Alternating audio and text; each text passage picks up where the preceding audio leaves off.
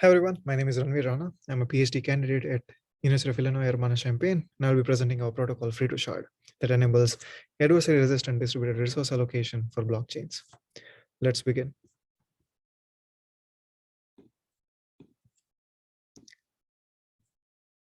This is a joint work with Professor Sriram Kannan at University of Washington, Professor David Say at Stanford, and my PhD advisor, Professor Pramod Vishwanath at UIUC. We motivate this problem by introducing the Blockchain Trilemma. The trilemma is a fork trilemma that states that no protocol can achieve all three properties of decentralization, scalability, and security simultaneously.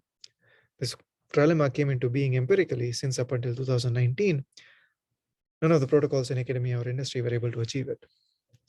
Established blockchains like Bitcoin and Ethereum weren't scalable due to their consensus, whereas scalable blockchains like Ripple were heavily centralized, or like IOTA weren't secure. Prism, a new proof of work protocol, was able to achieve all of these three properties simultaneously, thereby disproving the trilemma. However, we aren't done. This trilemma at this point doesn't cover horizontal scaling, implying that increasing throughput with increasing number of nodes. Modifications were made to the trilemma and the search continued. Let us go into a bit more detail about the definition of the trilemma.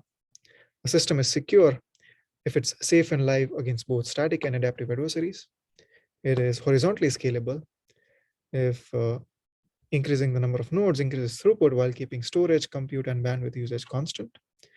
And it is decentralized if it supports identity-free nodes to participate in consensus, and it supports dynamic availability.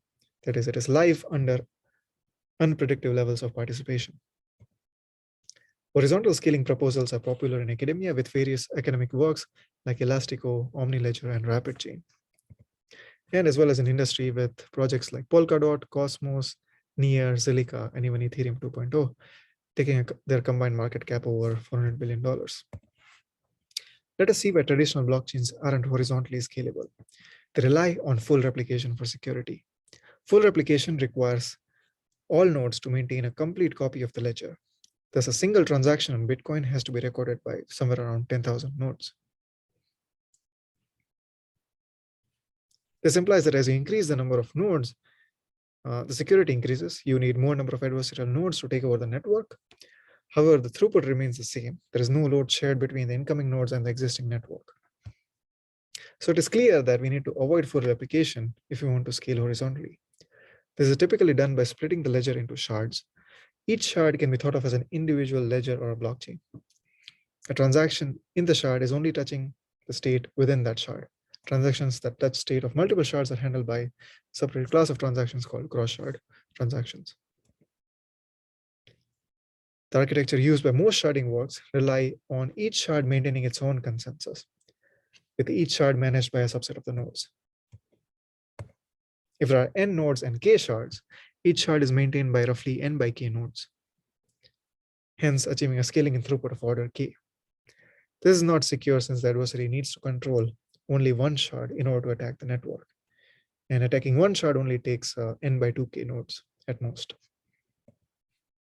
Hence, Strawman multi-consensus achieves scaling, it achieves high throughput with a constant resource usage. However, it does so at an expense of security. How do sharding protocols solve this issue? We do this typically by running a node-to-shard allocation algorithm. The algorithm allocates nodes to shards randomly. Now, why does this help? It helps by ensuring proportional representation. That is, for example, a 30% global adversarial fraction stays 30% within each shard with high probability. Hence, adversaries are not free to target a shard of their choice. At least static adversaries aren't. This scheme has several drawbacks. First, proportional representation requires large number of nodes per shard to ensure honest majority in each shard. Usually, it requires hundreds of nodes per shard, hence affecting scaling. Second, node-to-shard allocation requires consensus node identity. Different works implement N2S in different ways by changing randomness generation or by changing policy or the rate of reallocation, but all of them require consensus node identity. Third, and most importantly, the multi-consensus architecture with N2S is not secure against adaptive adversaries. The adaptive adversaries can corrupt nodes post their reallocation.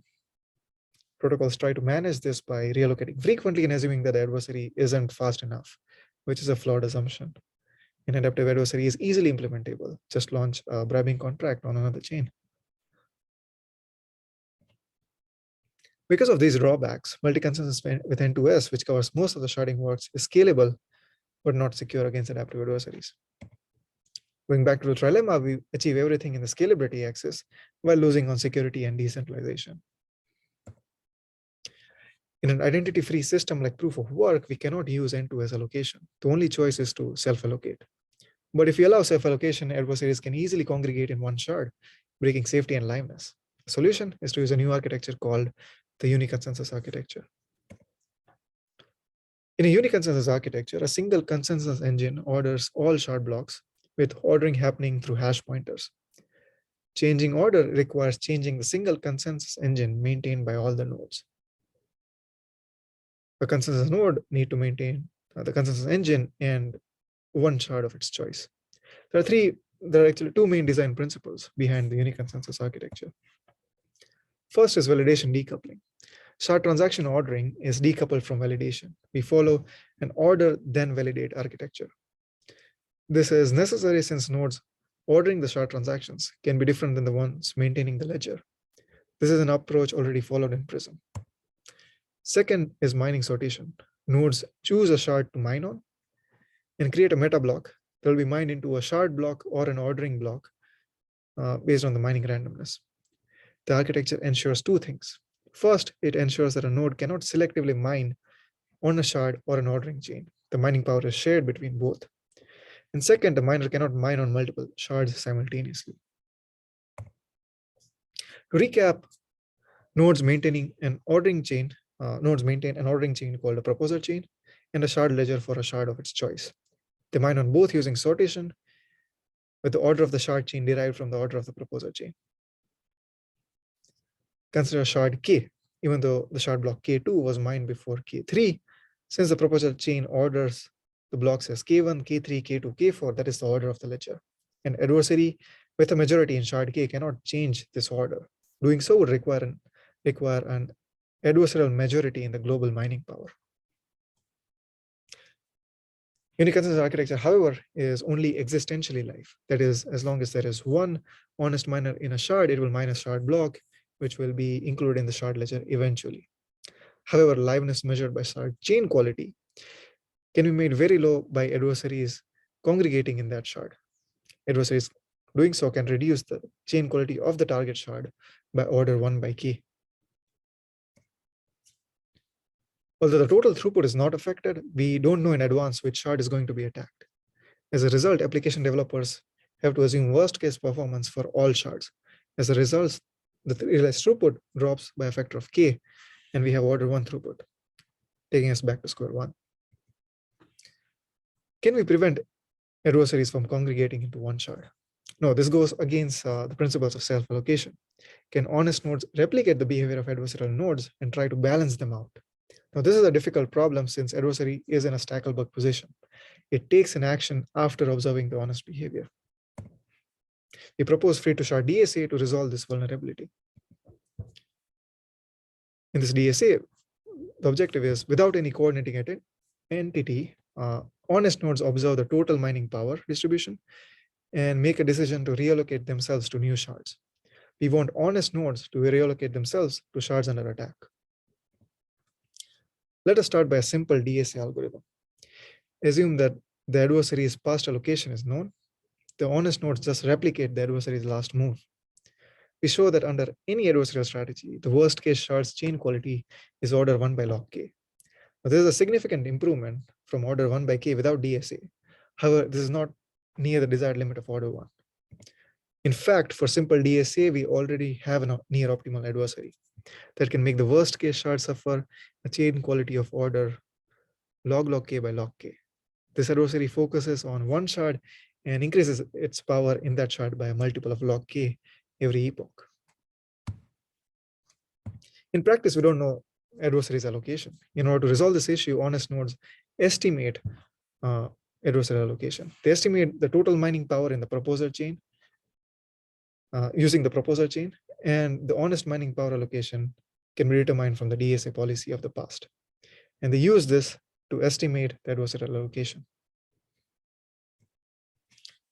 To concretely solve this problem, we look at the main objective. We want to find an honest policy that maximizes the performance under the worst case adversarial strategy of the worst performing shard, with performance measured in time averaged honest fraction, also known as chain quality. Notice that there's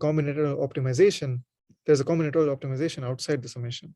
Thus, we cannot write average payoff in the form of a sum, which makes this problem a significant departure from online convex optimization. Armed with this objective, we try to find a DSA that achieves the information theoretic bound. This bound essentially states that we cannot achieve worst case shard chain quality better than the global honest mining power. We notice that a simple DSA is myopic since it only considers adversarial actions in the immediate past.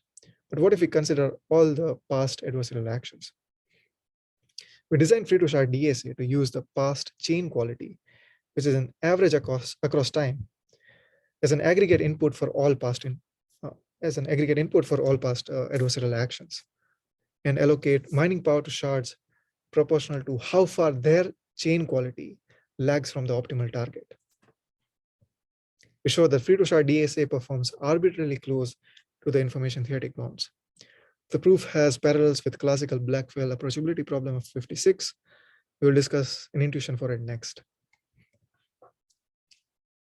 Our main insight was that instead of considering the worst performing shard, what if we consider the chain quality vector and try to bring it as close as possible to C0.5, a hypercube with boundary at 0.5, which is the optimal chain quality target. This objective has strong parallels with Blackwell approachability to a convex set, and we use the proof of that to design our allocation algorithm. The policy ensures that the instantaneous honest fraction lies on the side of the hyperplane containing this convex set, thus eventually converging to the hypercube. We run simulations to check robustness of Free2Shard. Mainly, we introduce adversarial link latencies to bias mining estimations. We also introduce latency for synchronizing into the new shard and a delay in adjusting mining difficulty.